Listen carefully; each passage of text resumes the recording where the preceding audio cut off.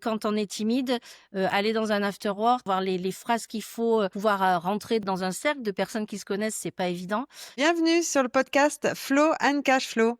Aujourd'hui, je reçois Véronique. Bonjour Véronique. Bonjour! La première question que je vais te poser, c'est quelle est ta plus grande fierté ou en tout cas la plus récente côté pro qui vraiment t'a donné grande fierté? D'avoir réussi enfin, à faire, à sortir mon accompagnement bien précis, et à pouvoir le présenter correctement aujourd'hui. Pour moi, c'est une fierté parce que je procrastinais depuis, je crois des mois. C'est pas assez bien, c'est pas assez ceci, c'est pas assez cela, ça a pas assez de valeur. Bon bref, toutes les questions qu'on peut se poser et puis au final, je me suis dit, même bancal, je le sors et du coup, j'en suis super fière. En fait, d'avoir fait ce pas, de le dire, «Bon, ben, c'est maintenant», voilà. Donc c'est ma grande fierté du moment.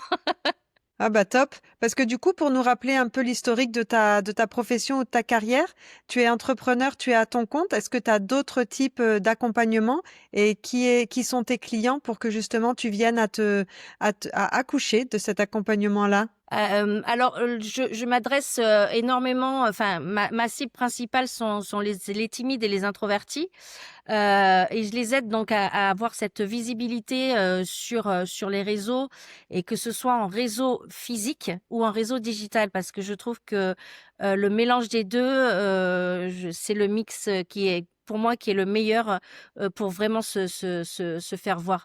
Parce que du digital, c'est bien, mais c'est compliqué je trouve, et il manque quand même de l'humain. Je pense que depuis le covid, les gens ont envie de l'humain. Et que de l'humain, au bout d'un moment, quand on se voit plus, il y a encore quand même le digital, qui prend le relais. Donc je pense que le mix des 2 est très important. Et tu travailles avec des clients juste en one-to-one. Et là, tu as mis en place quoi, un accompagnement type Ouais, oui, voilà. En fait, hybride?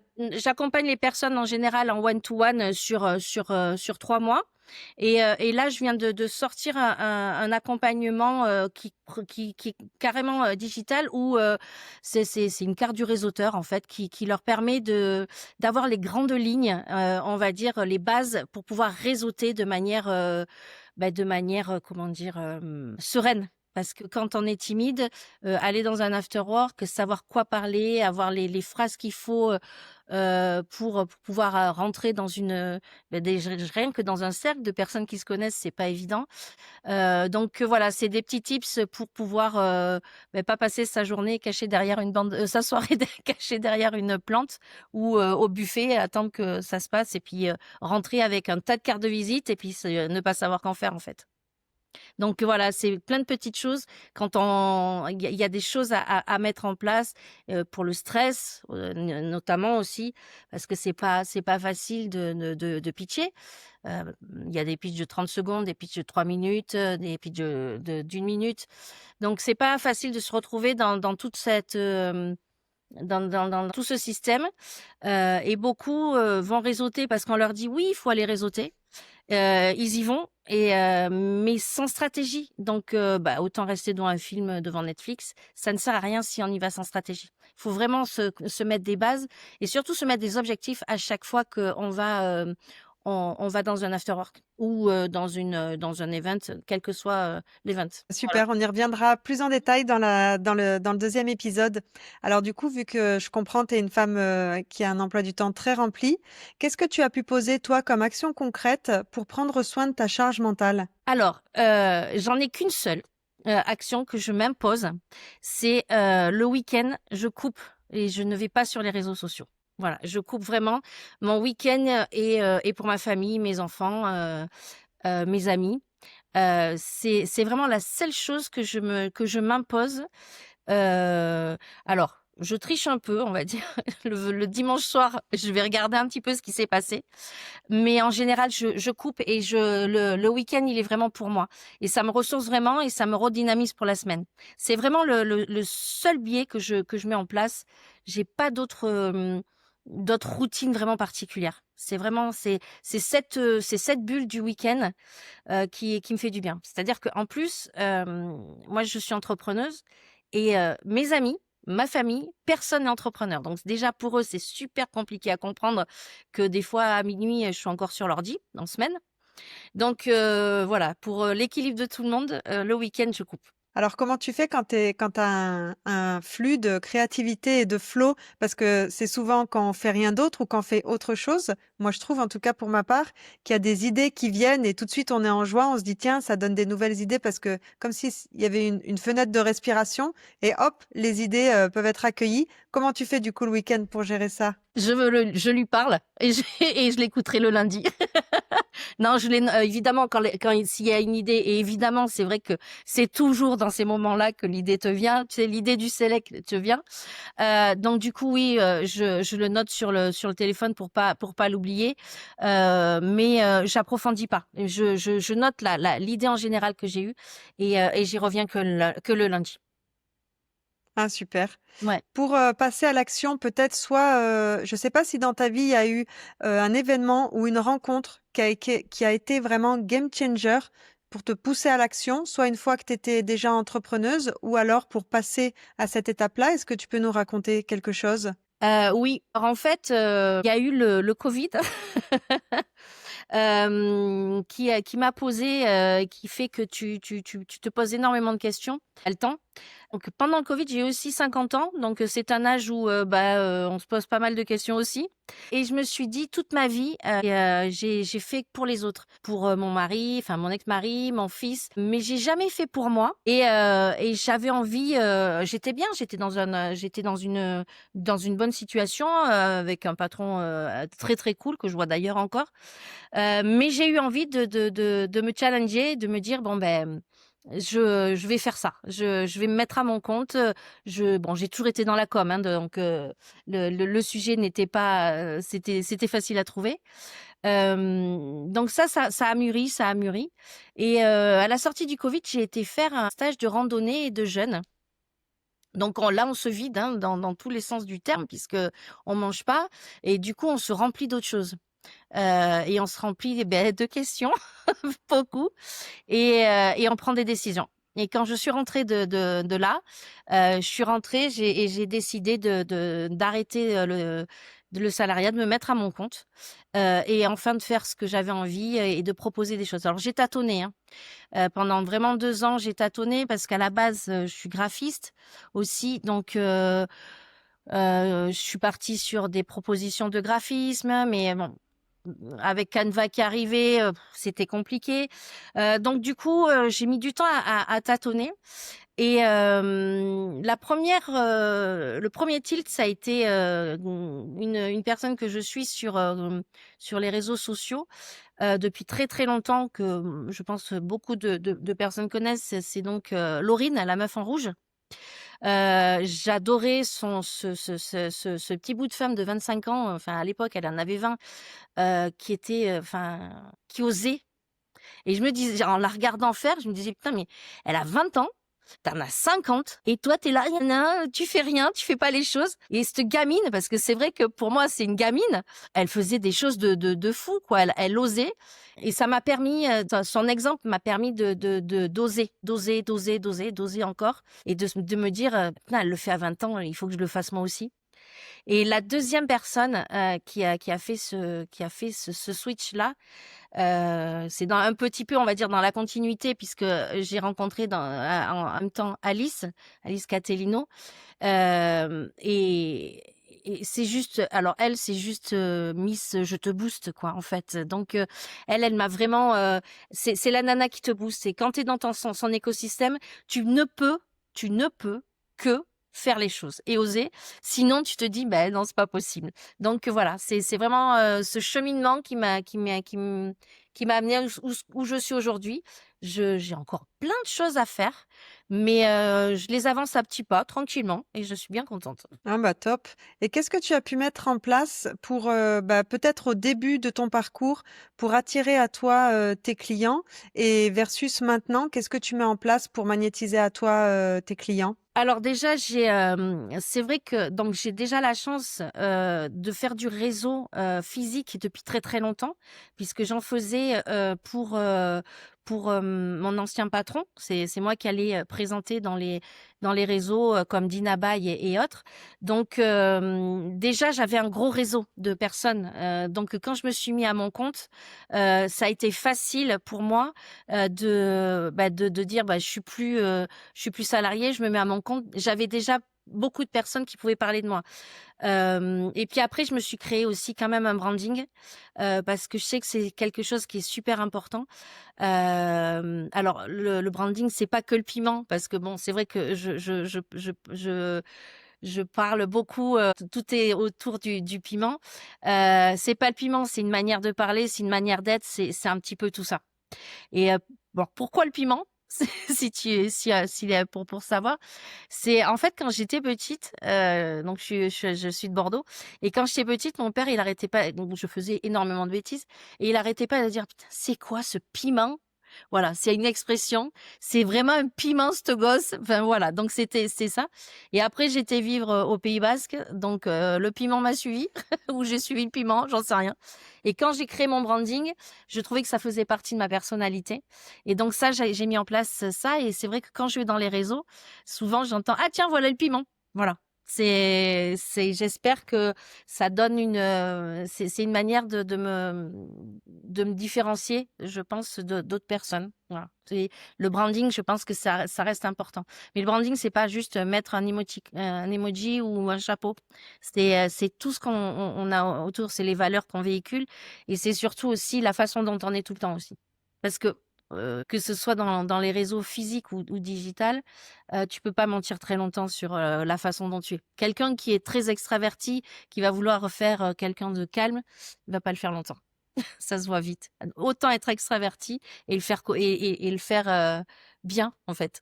Et du coup, c'est quoi ton expertise? C'est la com pour les timides, si je dois simplifier? Alors pas que, moi j'aime bien, vraiment, aller chercher chez ceux qui sont timides, qui me disent: «J'ose pas», aller chercher justement cette petite valeur qu'ils ont et puis à les motiver pour justement, devenir visible et puis, oser faire, oser parler surtout, oser se présenter. Mais je m'adresse enfin parce que je suis quelqu'un de très timide, mais je me soigne. Enfin ce qui est drôle, c'est que, je communique énormément, en disant que j'aide ces personnes-là, donc j'en aide, mais je pense que j'ai du 50-50. J'ai pas que des personnes qui sont introverties ou timides, j'ai aussi des personnes très extraverties, mais c'est bien aussi parce que ça les canalise, je pense. Parce que tu disais qu'au début, tu avais tâtonné un petit peu, que tu étais partie sur le côté, tu avais pensé partir sur le côté graphiste, mais qu'après, ton cœur de métier, c'était la com. C'est quoi exactement, pour qu'on comprenne ton expertise et l'accompagnement que tu amènes? Est-ce que c'est plutôt de la strat marketing ou vraiment, concrètement, quand on est entrepreneur, vers quoi on va comme réseau, physique, digital, etc. Est-ce que tu peux nous préciser un peu plus? C'est ça. En fait, quand j'accompagne une personne, je vais commencer déjà par lui poser énormément de questions et on va essayer d'aller chercher donc sa valeur unique. Qu'est-ce qui fait qu'elle va être, qu'est-ce qui fait qu'elle sera, différente d'une autre personne? Donc une fois qu'on a trouvé ça, on va essayer de travailler sa cible parce que souvent, moi, j'entends les personnes qui me disent: ah mais moi, de toute façon, moi, ce que j'ai, ça parle à tout le monde. Oui, mais non. Et on parle pas à tout le monde de la même manière. On va aller chercher cette cible. On va aller souvent, l'offre n'est pas bien structurée. Donc, on va aller chercher cette offre. Souvent, ça part un petit peu à droite, à gauche. Et puis après, donc, sur l'accompagnement, je vais vraiment, on va commencer déjà par, moi, je communique sur les réseaux sociaux quasi uniquement sur LinkedIn. Donc déjà, on va optimiser leur profil. Donc, je vais refaire la bannière, je vais optimiser toute la bio, toutes les infos. Enfin, on va optimiser le profil LinkedIn pour que quand eux vont être en réseautage physique et qu'ils vont donner leur carte de visite, que la personne vont aller sur le LinkedIn, ils vont comprendre de suite qui ils sont et qu'est-ce qu'ils font. ou quand ils donnent ceux qui donnent les cartes, mais et ceux qui vont les rencontrer aussi après. Donc je trouve que ça déjà c'est super important. Et puis après, je vais leur apprendre donc à communiquer sur les réseaux sociaux parce que il va falloir communiquer. Alors je les apprends pas à communiquer pour devenir des influenceurs. Hein, c'est 5 fois par semaine, c'est pas nécessaire selon ce qu'ils font. C'est d'avoir une présence régulière. Et puis après, je vais leur apprendre tout ce qui est le côté, réseautage physique. Donc, comment faire un pitch, comment, se présenter selon l'événement, le comportement à faire, selon l'événement, les choses qu'il y a à faire avant, parce qu'il y a des choses à faire avant, pendant, après surtout. Et puis je vais les accompagner aussi, je vais souvent leur montrer les grandes lignes pour leur expliquer. Alors déjà, je leur fais toute leur stratégie de communication, au niveau du contenu. On va aller chercher les grands biais, hein, on va aller souvent travailler sur le tofu, mofu, bofu, mais pas toujours. Selon, ce qu'ils ont besoin, je travaille pas qu'avec ça. Mais je leur fais toute leur stratégie de communication et je leur donne des templates qu'ils peuvent aller chercher directement sur Canva après, je leur partage. Et puis des tips quand même pour pouvoir écrire des posts. Je leur explique que les accroches à avoir, la façon d'écrire, toujours d'avoir un appel à l'action à la fin. J'évite là-dedans de leur donner des templates pour que ça soit pas pareil. Je suis plutôt dans le style, je vous explique les grandes lignes de comment il faut faire. Écrivez vos posts, donnez-les-moi, je corrige et je vous dis pourquoi j'ai corrigé ça et pourquoi on a mis ça. Parce que je trouve que comme ça, les personnes apprennent beaucoup mieux et savent comment écrire. Voilà. Et puis après, évidemment, tout le monde ne peut pas devenir copywriter, donc ils peuvent s'aider aussi. Je leur explique comment s'aider de ChatGPT, mais comment s'aider de ChatGPT. Pas que les posts ChatGPT, faire des posts par ChatGPT et faire du copier-coller parce que ils mettent rien dedans. Et si tu mets pas dans tes posts, si tu mets rien de toi, bah, ça passe, autant rien écrire en fait. Voilà, en gros, comment je les accompagne. Et après, il y a toujours mon WhatsApp et en fait, même au bout de 3 mois, les personnes restent et peuvent me poser des questions tout le temps. Je suis tout le temps disponible pour leur répondre, même une fois que l'accompagnement des 3 mois est terminé. Ah, c'est super intéressant. Et du coup, je comprends que c'est vraiment un business qui te ressemble et je le sens vraiment aligné à toi. Tu as fait en fonction de ta singularité à toi. Qu'est-ce que tu as pu poser? Quelles sont les étapes ou des petites actions peut-être qui n'ont pas l'air de grand-chose, mais qui ont fait que maintenant ton business, il est vraiment aligné avec toi? Ben, je pense que la seule chose, vraiment la chose qui fait qu'aujourd'hui elle est alignée, c'est que évidemment quand j'ai commencé là-dedans, on lit un peu de tout, on fait quelques formations, on tente au début, au début on est tenté justement comme je disais tout à l'heure, de suivre des templates et au final ça nous ressemble pas. Donc la seule chose que je me suis dit au bout d'un moment, c'est arrête tout ça, tu sais faire. Fais-le comme tu le sens, en fait, comme ça te ressemble à toi. Je viens en plus d'une époque où mais on n'avait pas le ChatGPT, on n'avait pas les réseaux sociaux, on n'avait pas tout ça. Donc, quand on allait pour vendre quelque chose, enfin, il fallait être authentique. On n'en pouvait pas faire un numéro de plaquette. Hein. Les gens, ça se voyait rapidement, facilement. Donc, je garde ça aussi dans ma communication et dans ce que j'apprends aux autres. C'est ok, aujourd'hui il y a les réseaux sociaux, mais si demain il y a plus, j'ai pas plus de connexion Wi-Fi, je peux quand même continuer à travailler. Je sais écrire des posts, je sais faire une stratégie sans avoir tout et le reste et toutes les applications. Et ça c'est important quand même. Bon, bah super. Écoute, on va rester là-dessus. C'est la fin du premier épisode. Mhm. Si on veut te retrouver, je mettrai les liens en commentaire. Sur quel réseau est-ce qu'on va? LinkedIn. Essentiellement LinkedIn, c'est mon réseau chouchou. Ok, merci Véronique. Merci. Si tu as aimé cet épisode, tu peux laisser 5 étoiles sur Apple Podcast ou Spotify. Et bien sûr, partage-le à quelqu'un qui pourrait en avoir besoin. Tu peux me taguer et laisser un commentaire. J'adore avoir ton feedback. Ça m'aide à grandir et à proposer des épisodes qui te ressemblent. Belle journée!